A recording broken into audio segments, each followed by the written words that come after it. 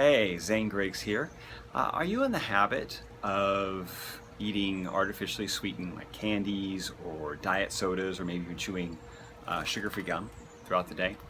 Now, of course, that yes, you could say that is better than eating the sugary foods or sugared up sodas, but it may be getting in the way of any kind of weight loss goals or triggering cravings that you may not realize you wouldn't have if you weren't doing that.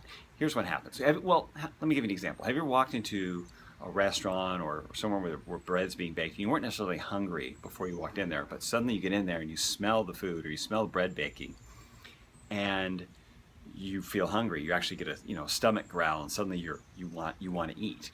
Well, that's a chemical reaction to the smell of that food, and a very similar, actually stronger reaction takes place when you're putting sweet food in your mouth, again, or chewing gum. What happens is when you taste that sweetness, your insulin is released. Small bump, okay, to prepare for the food that it's expecting.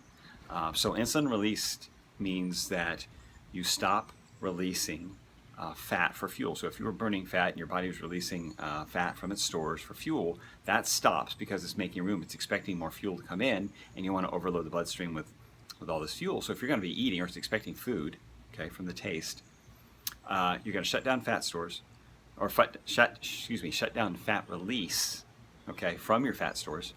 You're going to clear the bloodstream and make way for this food to come, okay? And it's going to stir up those hunger hormones that cause the growling and expectation. Well, you can imagine how that would affect craving. So craving more food or more sweet tasting things and keep that going, but bumping that insulin. Okay, if you're trying to regain insulin sensitivity, which means that your muscle cells are sensitive to insulin bringing fuel to them and storing fuel in your muscle cells rather than just taking it right to your fat cells. Okay, so that's going to get in the way because you've got this constant bump every hour or two because you're popping something sweet in your mouth, or maybe you just keep doing it all day long and you think, oh, it's sugar free, it's fine, right? Mm-mm. It could very well be keeping you from burning as much fat as you could be. Definitely stimulating cravings because, once again, you've cleared the bloodstream. You're making ready for this food, especially if you're chewing, okay? You got saliva being released, enzymes being released, hunger, right? Your body's expecting food and nothing comes, so you don't get the calories coming in to satisfy it. Now, again, that's better than still eating, a full sugared up, 30, 40 grams of sugar in a soda or eating, candy. But you're not doing yourself any favors. The best thing to do is just cut the sweet habit, okay?